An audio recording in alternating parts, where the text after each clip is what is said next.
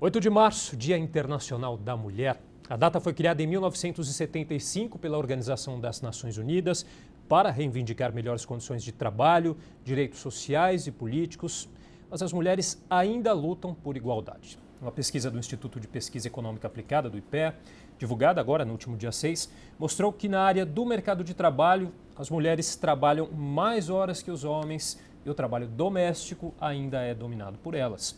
O estudo também mostra que os lares brasileiros, cada vez mais, estão sendo chefiados por mulheres. E para falar sobre o assunto, eu recebo agora a Ingrid Ciffer, que é professora de Ciência Política da Unifesp. Olá, Ingrid.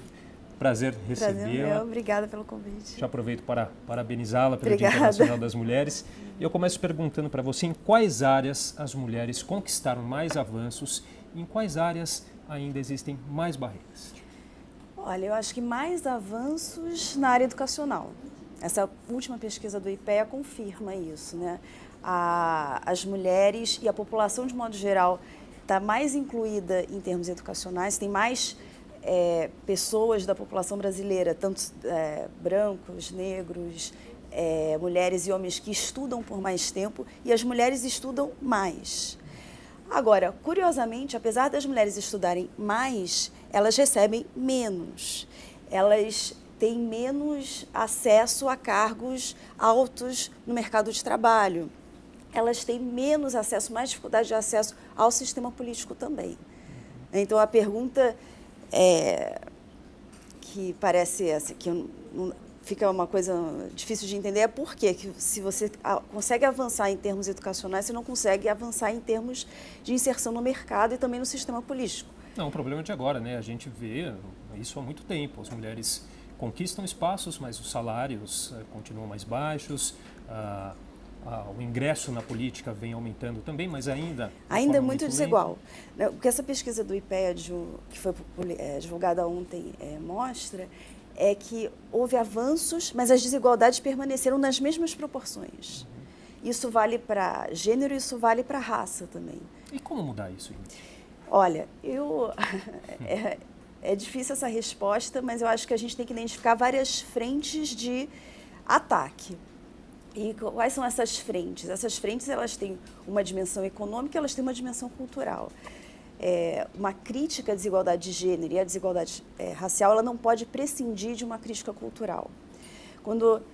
Para retomar essa questão, por que as mulheres têm mais dificuldade em se inserir no mercado de trabalho, em particular em cargos bem remunerados? Porque, essa pesquisa confirmou, as mulheres arcam com uma sobrecarga de trabalho não remunerado na esfera doméstica de uma forma muito mais significativa do que os homens.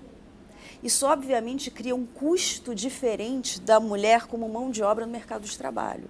Você já assume que a mulher vai ter que buscar o filho na escola, vai ter que sair mais cedo para buscar o filho na escola, que quando o filho ficar doente, quem vai faltar ao emprego é a mulher. Isso torna a mão de obra dela menos valorizada no mercado de trabalho.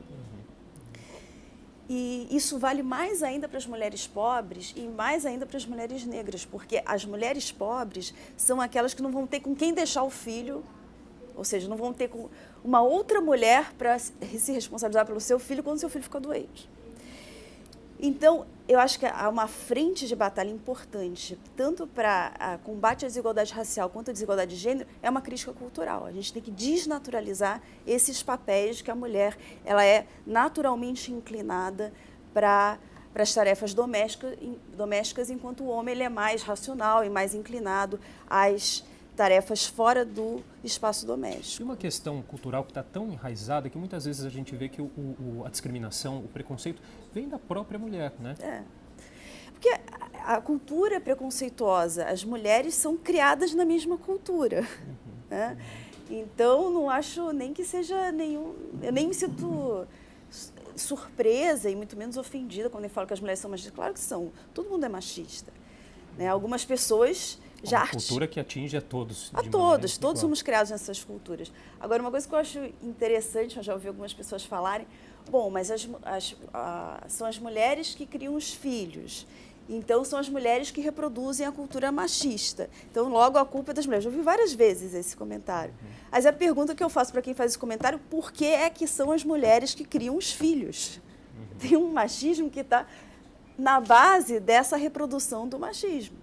Essa seria a pergunta mais adequada, né? Essa seria a pergunta mais adequada.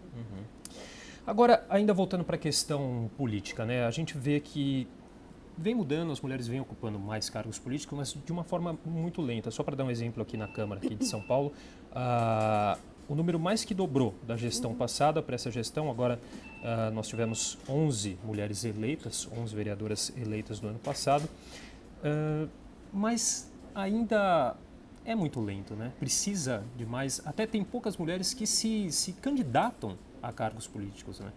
Como mudar isso também?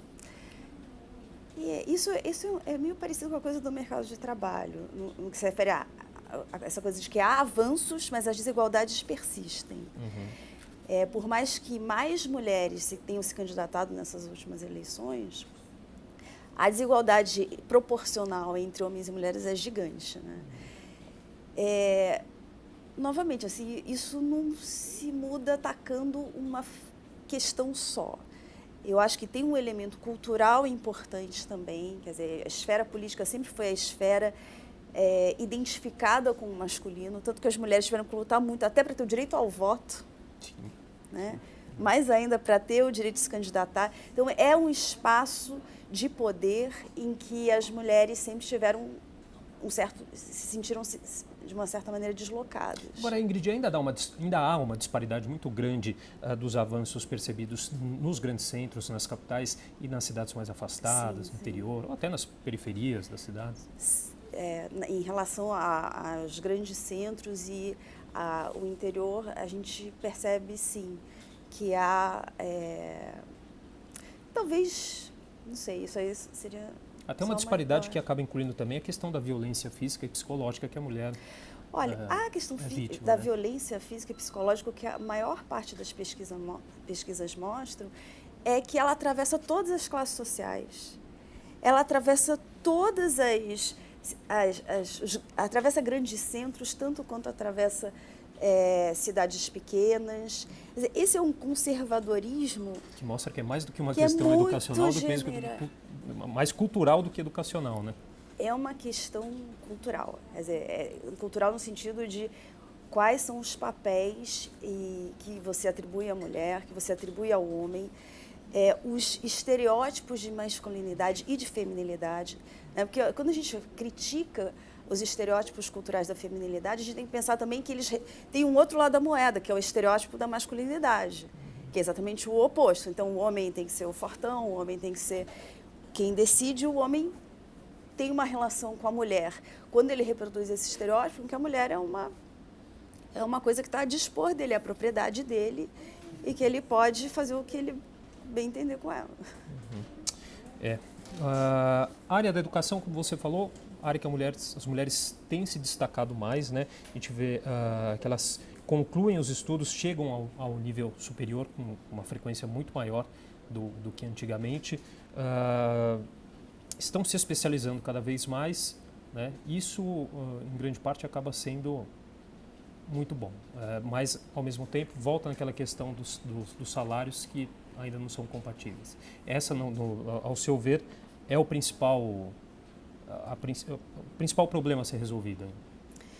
Esse é um problema gravíssimo e muito persistente, né? E no Brasil, em comparação com o resto do mundo, está uma situação está mal na fita, né? A mulher não está numa posição boa. A desigualdade é muito grande, mesmo quando as mulheres têm um alto nível educacional, conseguem se inserir em cargos de poder, vencendo uma série de barreiras, que também são barreiras simbólicas, para além das barreiras que todo mundo enfrenta, né, para subir na carreira, quando ela chega no topo, ela ganha menos. Tá bom, Ingrid, nosso tempo já está terminando, mas eu gostaria de agradecer muito a sua participação aqui no Jornal da Câmara. Obrigada, eu que agradeço.